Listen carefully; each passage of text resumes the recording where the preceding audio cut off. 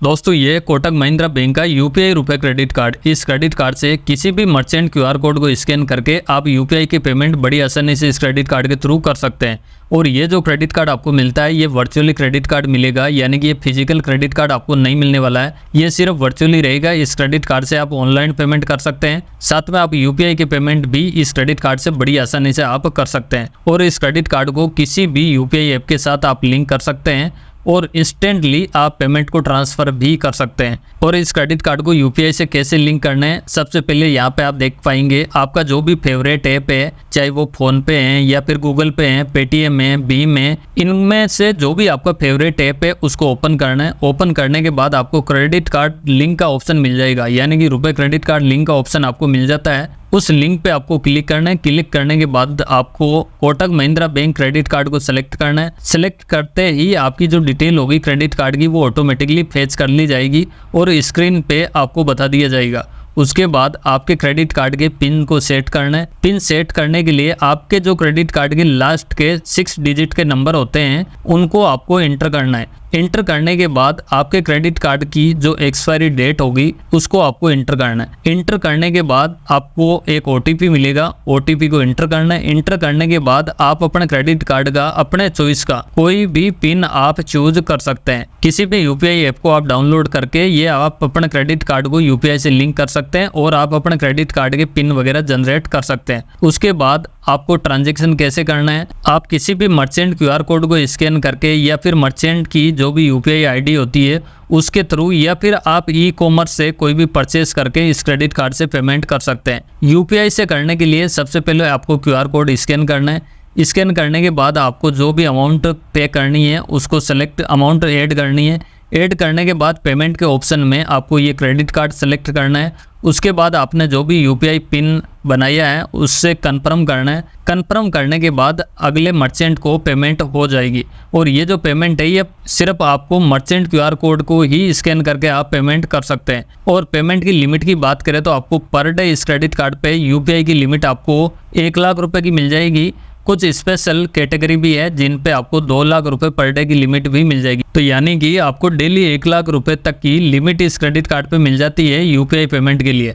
तो इस चीज़ का आपको ध्यान रखना है। और कुछ स्पेशल कैटेगरी है केसेस में आप 2 लाख रुपए तक का यूपीआई से ट्रांजैक्शन कर सकते हैं बड़ी आसानी से। अब बात करते हैं इस क्रेडिट कार्ड के रिवॉर्ड फंड्स के बारे में। दोस्तों इस क्रेडिट कार्ड पे रिवॉर्ड फंड्स लेने के लिए कम से कम आपको 100 रुपए की ट्रांजैक्शन करनी होगी, यानी कि 100 रुपए की ट्रांजैक्शन करने पर आपको 3 रिवॉर्ड पॉइंट इस क्रेडिट कार्ड पे मिलेगा, चाहे वो आप यूपीआई से करो या फिर आप ऑनलाइन ट्रांजैक्शन करते हैं। तो यानी कि आप 100 रुपए स्पेंड करने पर आपको 3 रिवॉर्ड पॉइंट्स इस क्रेडिट कार्ड पे मिलेगा। ये जो रिवॉर्ड पॉइंट्स है इन पे किसी तरह की कोई भी कैप नहीं रहेगी।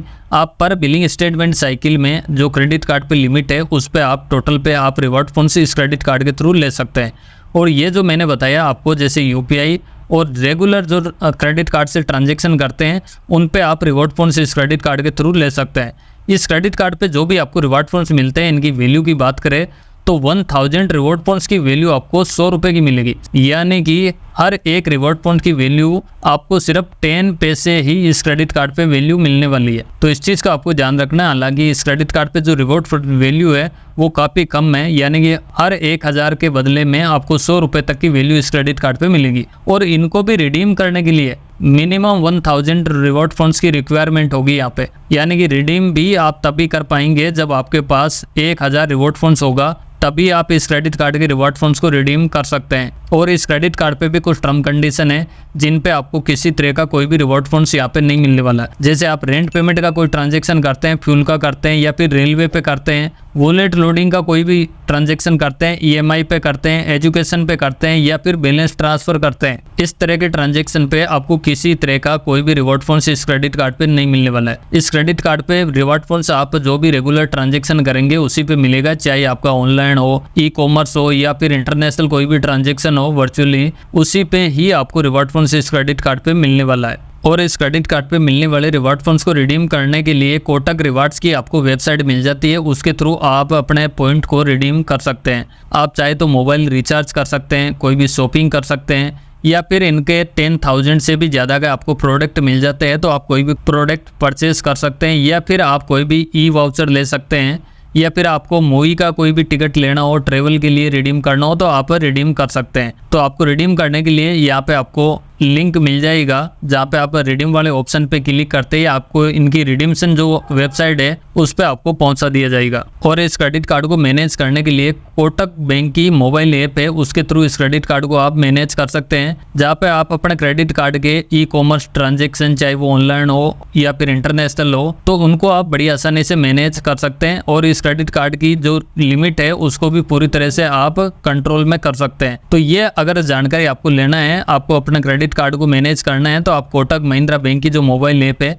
उसके थ्रू इस क्रेडिट कार्ड को आप पूरी तरह से मैनेज कर सकते हैं। इस क्रेडिट कार्ड के चार्जेस के बारे में बात करें तो ये जो क्रेडिट कार्ड है ये बिल्कुल लाइफ टाइम फ्री आपको मिलता है। 0 ज्वाइनिंग फीस के साथ ये क्रेडिट कार्ड मिलता है, यानी कि आपको किसी तरह की कोई भी फीस इस क्रेडिट कार्ड के लिए नहीं देना है। तो आपको ये क्रेडिट कार्ड बिल्कुल लाइफ टाइम फ्री मिल जाता है। और इस क्रेडिट कार्ड के साथ में आप एड ऑन कार्ड लेना चाहते हैं तो आपको एड ऑन कार्ड भी नहीं मिलेगा इस क्रेडिट कार्ड के साथ में। तो इस चीज़ का आपको ध्यान रखना है, एड ऑन कार्ड अगर आप लेना चाहते हैं तो इस क्रेडिट कार्ड पे आपको नहीं मिलेगा। इस क्रेडिट कार्ड पे भी बाकी क्रेडिट कार्ड के जैसे कुछ चार्जेस और भी होते हैं। जैसे इस क्रेडिट कार्ड पे इंटरेस्ट फ्री ग्रेस पीरियड आपको टोटल 18 to 48 डेज का मिलेगा, यानी कि इस क्रेडिट कार्ड पे टोटल आपको ग्रेस पीरियड 48 डेज का इस क्रेडिट कार्ड पे मिलने वाला है, जिसमें आपका 30 डेज होगा वो बिलिंग स्टेटमेंट साइकिल का होगा। साथ में आपको जो 18 डेज मिलेगा उस पीरियड में आपको इस क्रेडिट कार्ड का वापस आपको रीपेमेंट भी करना है। तो ये आपको 18 डेज इस क्रेडिट कार्ड का रीपेमेंट करने के लिए आपको इस क्रेडिट कार्ड पे मिल जाता है। और इस क्रेडिट कार्ड का जो भी आपको स्टेटमेंट मिलता है उसका मिनिमम अमाउंट आपको 5% से लेके 10% हो सकता है। ये बैंक डिसाइड करता है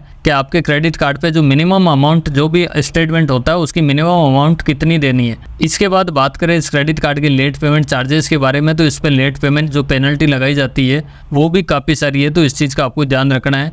इस क्रेडिट कार्ड पे अगर 100 रुपये तक का आपका कोई भी लेट पेमेंट होता है तो उस पर किसी तरह का कोई भी चार्जेस नहीं होगा, लेकिन 100 रुपये से लेके 500 रुपये तक है तो कम से कम आपको 100 रुपये का चार्जेस देना होगा, प्लस 18% का आपको GST भी देना होगा। तो इस चीज़ का आपको ध्यान रखना है।